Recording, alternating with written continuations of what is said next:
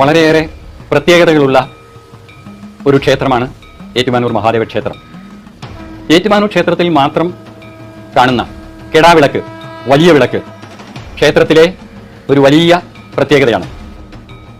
ഏറ്റുമാനൂർ ക്ഷേത്രത്തിൻ്റെ നിർമ്മാണ പ്രവർത്തനങ്ങൾ എല്ലാം നടന്നു കഴിഞ്ഞ് ഏതാണ്ട് 500 വർഷങ്ങൾക്ക് മുമ്പ് ക്ഷേത്രം പുനർനിർമ്മിക്കുകയും കലശം നടത്തി കഴിയുകയും ചെയ്തപ്പോൾ ഒരു ലോഹ പണിക്കാരൻ ഒരു വലിയ വിളക്ക് ഏറ്റുമാനൂർ ക്ഷേത്രത്തിലെ തിരുനടയിൽ കൊണ്ട് സമർപ്പിച്ചു.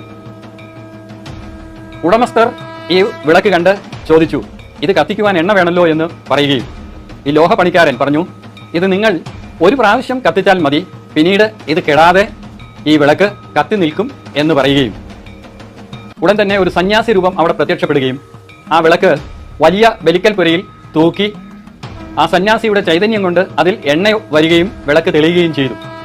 അതിനുശേഷം ഇന്ന് വരെ ആ വിളക്ക് കെട്ടിട്ടില്ല എന്നുള്ളത് മാത്രമല്ല, ഏറ്റുമാനൂരും പരിസരത്തുമുള്ള ദേവസ്വം ബോർഡിൻ്റെ അനേകം ക്ഷേത്രങ്ങളിലേക്ക് ആവശ്യമുള്ള എണ്ണ ഈ വലിയ വിളക്കിൽ നിന്ന് തന്നെ ലഭിക്കുന്നു എന്നുള്ളതും ഒരു പ്രത്യേകതയാണ്. വലിയ വിളക്ക് കത്തിക്കുക, വലിയ വിളക്കിൽ എണ്ണ ഒഴിക്കുക, ഇത് ഏറ്റുമാനൂർ മഹാദേവ ക്ഷേത്രത്തിലെ ഏറ്റവും പ്രധാനപ്പെട്ട വഴിപാടാണ്.